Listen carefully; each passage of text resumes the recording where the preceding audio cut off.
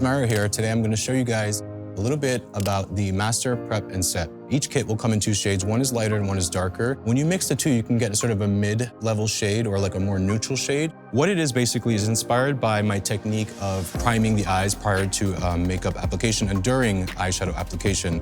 And so what I did was I came up with this product and kind of put my entire technique that consisted of several products into this one product with this one sort of very useful brush.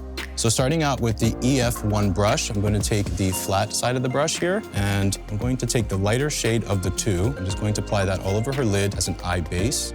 Now this product can be buildable, so you can go very light with it, but you can also get quite a bit of coverage with this. You can see there, I'm going to go ahead now and blend that primer. I like to blend it with the powder side of the brush. You could blend it with a sponge or finger. In the summer months, you may be a little bit more dark, and so you would use the deeper shade.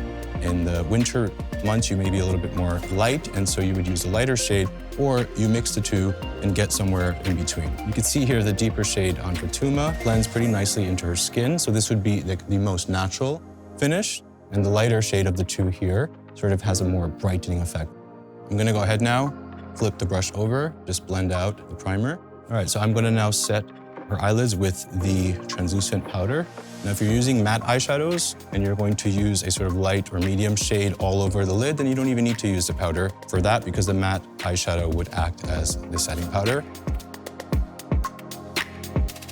I'm going to take the EF1 brush here, the flat side, and I'm going to take the deeper shade of the Master Prep and Set. I'm just going to apply all over. So this is going to even out the eyelids. It's going to serve as an eyeshadow base, and it's going to open and brighten the eyes. And just as a reference for you guys watching, lots of different skin tones can use, for example, the medium. If I were to use this product, I would use the medium on myself as well. I would use this, and if I'm tan, I could use the darker one or mix the two. Eye primer doesn't have to be the same exact shade as your skin. Typically, you want to go a little bit lighter. You can see now with Jasmine, this shade of the primer is going to really open up and brighten the eyes and make the eyeshadows pop because it's a lighter shade than her skin tone. Okay, so now that we have applied the primer, I'm gonna go ahead now, I'm gonna flip the EF1 brush over onto the fluffy side here. I'm gonna grab just a little bit of this translucent powder here, going to set that in place. Now, Jasmine's eyes are all prepped and set, and she is ready for eyeshadow application, or she can just leave it as is and go on about her day. And don't forget, you can use the translucent powder as well throughout the day, just to powder little areas and reduce shine in little areas on the face, wherever you need it.